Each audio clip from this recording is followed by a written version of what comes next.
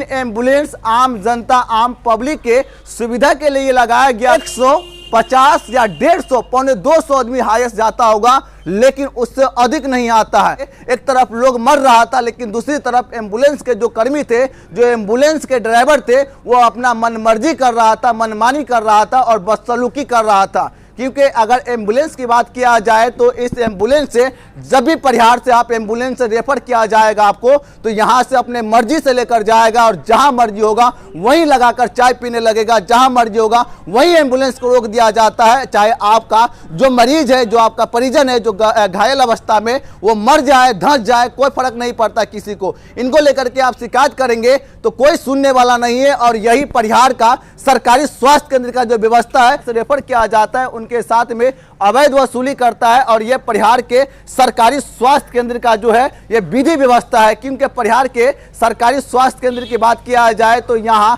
3 ambulance आम जनता आम public के सुविधा के लिए लगाया गया था कि इमरजेंसी में किसी भी आम लोगों को, आम जनता को गाड़ी का आवश्यकता पड़े तो यहाँ फोन करके इमरजेंसी में एम्बुलेंस को फ्री में अपने घर बुला सकता है और वो फ्री में कहीं भी जा सकता है। जहाँ जहाँ सरकारी स्वास्थ्य केंद्र है वहाँ उनको पहुँचाया जाता है। लेकिन उसी एम्बुलेंस कर्मी का मनमर्जी से लोग सबसे ज़्यादा परेशान है। बहुत सारे लोगों का ये शिकायत आ रहा था कि जो एम्बुलेंस कर्मी है वो अवैध वसूली कर रहा है। लेकिन कुछ ऐसे भी एम्बुलेंस कर्मी थे इसमें जिनको पैसे देने के बाद भी वो पैसे नहीं ले रहे थे। क्योंकि अब तक की बात किया जाए तो मैं खुद 4 बार यहां से एम्बुलेंस से गया था, लेकिन 2 बार ऐसे भी हमें ड्राइवर मिले थे जो हमसे पैसे तलब किए थे, पैसे मांगे थे, उनको पैसे भी दे दिए थे। लेकिन कुछ पैसा कम होने के कारण पैसे को रोड पर फेंक दिया गया था। और ये जो परिहार के सरकारी स्वास्थ्य केंद्र के एम्बुलेंस के ड्राइवर की बात किया जाए तो इस तरीके से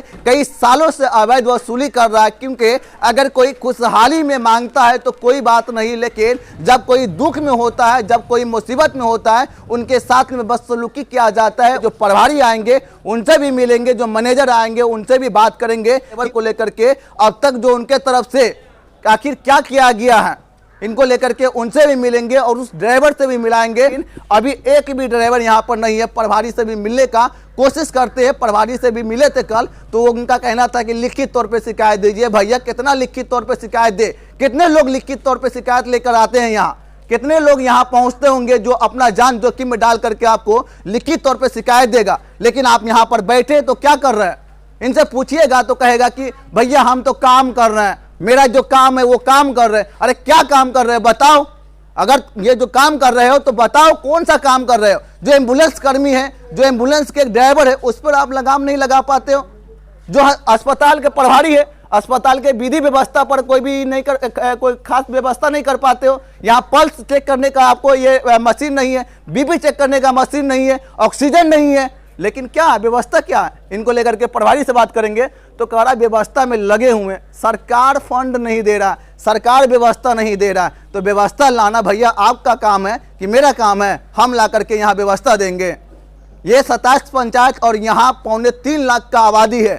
27 पंचायत में एक सरकारी स्वास्थ्य केंद्र परिहार का है, जहाँ 27 पंचायत के 2.25 लाख लोग यहाँ इलाज कराने के लिए आते हैं। लेकिन 2.25 लाख में से कितने लोग यहाँ पहुँचते होंगे? मुश्किल से एक दिन में 150 या 150 पौने 200 आदमी हाईएस्ट जाता होगा, लेकिन उससे अधिक नहीं आता है। इनके विधि व्यवस्था पर लगाम लगाने की जरूरत है। जब तक लगाम नहीं लगाया जाएगा वब तक जो है इनका विधि व्यवस्था सुधरने वाला नहीं है। चाहे एम्बुलेंस कर्मी से लेकर के यहाँ के विधि व्यवस्था हो, या फिर दवाई को लेकर के हो, या फिर इनके डॉक्टर के उपलब्धि को लेकर के हो, जब तक लगाम नहीं लगाया जाएगा, जब तक कोई पहल नहीं किया जाएगा, वब तक कुछ नहीं होने वाला है। इस पर आप क्या सोचते हैं? कमेंट बॉक्स में जरूर लिखिए।